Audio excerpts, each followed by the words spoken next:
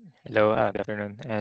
This is an additional lecture discussion for the connection design. No? So ano lang, meron lang few parts na in-adjust no to align with the latest na calculation presentation dun sa reference no. And kasi parang ito kasing yung dating version kasi nito parang ano siya, parang kulang, parang somewhat ganun. Okay, although yung final answer is the same pa rin naman. So ano lang, we have to correct some things parang ganun din sa calculation no. And so i-run through natin yung differences nung naging bagong um, solution. Okay, so ano lang para mas clear and so ano lang binago lang yung presentation. No? And so for example dito sa one, okay, so ang pinapahanap sa atin is the strength of the connection. Okay, so kapag pinahanap sa best strength, so dalawa yung pwedeng maging strength, pwedeng LRFT, pwedeng SD. So we'll solve both, no?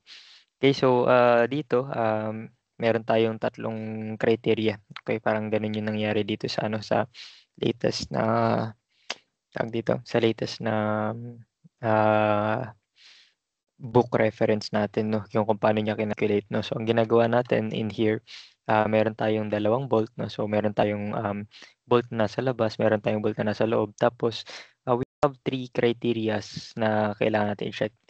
Okay, una is yung formula para dito. Okay, ito yung formula natin para sa bearing stress, no? So, ito yung formula. Sabi natin yung 2.4 is the factor which limits the deformation, okay, bearing deformation to something. Okay, so nakalagay dito yung yung limit no, which is 1/4 inch. Okay, so ibig sabihin kapag umabot tayo ng 39.15, so aabot tayo ng 1 point or so rather ng 1/4 inch no na deformation para dun sa specific bolt na yun. Okay, tapos ano pa, bukod doon meron tayong other mode of failure which is the tear out, no, shear tear out nung plate, no, or yung kino-connect natin, which is in this case, yung nandito. Okay? Kung yung tension member ang pinag-uusapan, pero since dito, mas manipis yung yung gusset plate natin. So ibig sabihin ang pinag-uusapan is yung nasa likod nitong plate na 'to. Okay, so yung nasa likod which is same pa rin naman yung length, no, pero yun nga 3/8 ito, 7/16 yung plates, mas malaki yung plate kaysa sa gusset plate kaya yung thickness ng gusset plate ang ginamit natin. Okay, so yung yung haba naman kasi ng ng dito, yung puwedeng mag-tear out, ang tinuturo ko ay nasa likod ng plate 'no. So imagine mo ito 'yun, ito 'yan. Okay, tapos itong bolt na 'to siyempre tumatagos 'yan 'no. Yung part na ito sa likod ng plate na 'yan, 'yan yung puwedeng mapunit dun sa gusset plate natin. Okay, and yung ang capacity noon is 28.547. Okay, so 'to, again, refer kayo dun sa previous na lecture video natin. Okay, so anong nangyari lang is parang meron lang tayong um, few changes kung paano natin pipiliin yung magiging capacity, no? Yung magiging RN natin for this specific problem. Okay, again, meron kang capacity. Sa outer bolt, meron capacity para sa bearing deformation. Meron ka ng capacity na 28 para naman doon sa sa shear tear out ng plate. No, in this case, yung gusset plate yun nasa likod. Tapos meron tayong capacity ng bolt, ng isang bolt na yun, no? Okay, so pi over 4 times diameter squared, di ba? Times yung stress niya. Okay, which is na-compute natin to be 27 KSI. Okay, so ang gagawin natin ngayon para dito sa outer bolt. Okay, sa outer bolt, pipili tayo ng kung ano mag-govern, yung 39, 28, or 11.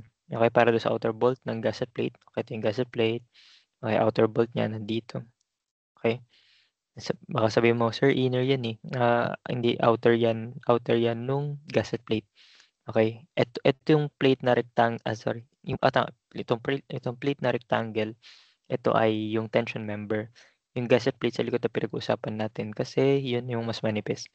Okay, so kumbaga, kung imagine mo na wala yung plate na nasa harap, so ito yung butas, siyempre parehas lang naman sila location ng butas, 'di ba? So eto yun, eto yung mapupunit dun sa gusset plate mo. Okay, so yan yan. Ito yung edge ng gusset plate 'no, itong part na ito, okey, yan, yan yung mapupunit. Okay, so outer siya nung gusset plate 'no. So 28 tapos yun nga pipiliin mo yung mas maliit. So in this case, ang maggo-govern is yung 11.928 which is the shear strength ng bolt natin. Okay, ibig sabihin for this specific connection, okay, ang pwedeng maputol dito is yung bolt, no? Probably mag-fail yung bolt before the bearing nung gasket plate natin. Okay, so sa inner bolt naman, so pinag-usapan is itong bolt na to. Okay, inner siya ng gasket plate eh. Diba? So ito yung gasket plate natin. Okay, so ito yung outer. Okay, ito naman yung inner. Nasa loob siya, mas nasa loob siya ng gasket plate, no? Okay, so in terms of bearing strength, ganoon din naman, di ba? Kasi same lang naman contact area yan eh, di ba? So na-discuss natin last time kung ano yung contact area ng bearing. So same lang. Okay, so 39.15 pa rin ang capacity niya para sa limit ng 1/4 inch na deformation. Okay, tapos para naman sa shear tear out dito sa part na ito, shear tear out ng gasket plate natin. Okay, so 1.2 FU is 58 para sa A36 steel. Okay, tapos tawag dito, yung length, no? Yung length nung pwedeng mag-shear tapos times the thickness of the plate which is 3/8, no? Kasi plate kasi yung pinag-uusapan. Okay, so capacity for bearing deformation 39, capacity for shear tear out 57, capacity for shear strength is 11 pa din kasi dito hindi naman nagbago yung diameter ng bolt mo tapos ay material din naman, di ba? Okay, so kung pipili ka ano mag-govern 39, 57 or 11, syempre yung 11. Okay, so ibig sabihin, and meron ka ng dalawang 11. Meron kang 11 kips, 11.9 kips para dito sa outer bolt. Meron kang 11.9 kips para sa inner bolt, no? And in both cases, ang unang mag-fail is yung bolt shearing. Okay, so kapag ganun, edi yan. So dalawang capacity, pag-a-addin natin. So meron kang capacity ng outer, i-add mo sa capacity ng inner, yun yung total na capacity nila. Okay, which is in this case, dalawang 11.928. Okay, so the answer is 23 kips.